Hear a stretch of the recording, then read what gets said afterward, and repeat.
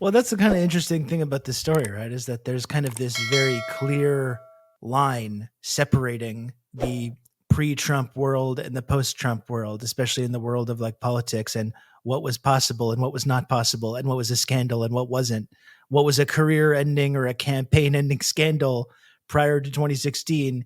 You look at it now, it's just like, yeah, of course. Why would anyone care about that? But I do understand that prior to Trump's initial campaign and election, using that kind of calculation of all the previous decades of American politics, probably would have had to made this calculation. Now, we're never going to recover from this, but this is what we've learned in the post-Trump world is that no one actually really cares about this stuff, and that there's really no scandal that's so big that you can't recover from as long as you kind of just like puff up your chest and stick out your upper lip, or whatever the phrase is, lower lip, bottom lip, jaw.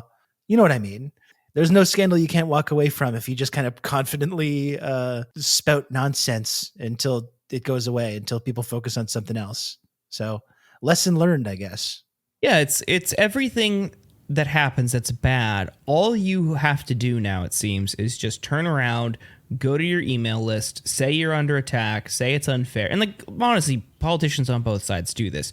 Any negative story they try to turn it into something that turns them into a martyr for fundraising purposes.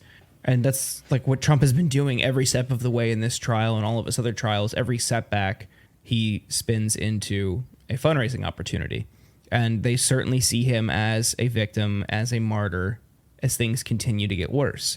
Every time he gets a gag order for like threatening a juror or trying to intimidate a witness, it's, oh, this mean, nasty liberal judge. It's like, this is like really basic stuff. It's like cartoonish stuff that you would see in some kind of like low rent mob movie. Yeah. Well, yeah, on that subject, I imagine that, like, despite Cohen testifying that Trump directed him to do it, I'm sure Trump used some like Godfather ass language. Now, if there's one thing you can't do, don't use the campaign funds to go offer a hush payment to Stormy Daniels. Don't do it. I'm saying not to do it. It would be the worst thing ever. It'd be one of the worst things we've ever seen. It'd be one of the worst deals we've ever made. Do not go to this bank account and use those funds to pay hush money to this adult actress. But like it turns out, illegally, you're still culpable, even if you say not to do something with the obvious understanding between the two parties that you're instructing them to do it. Legally, that doesn't hold up in court.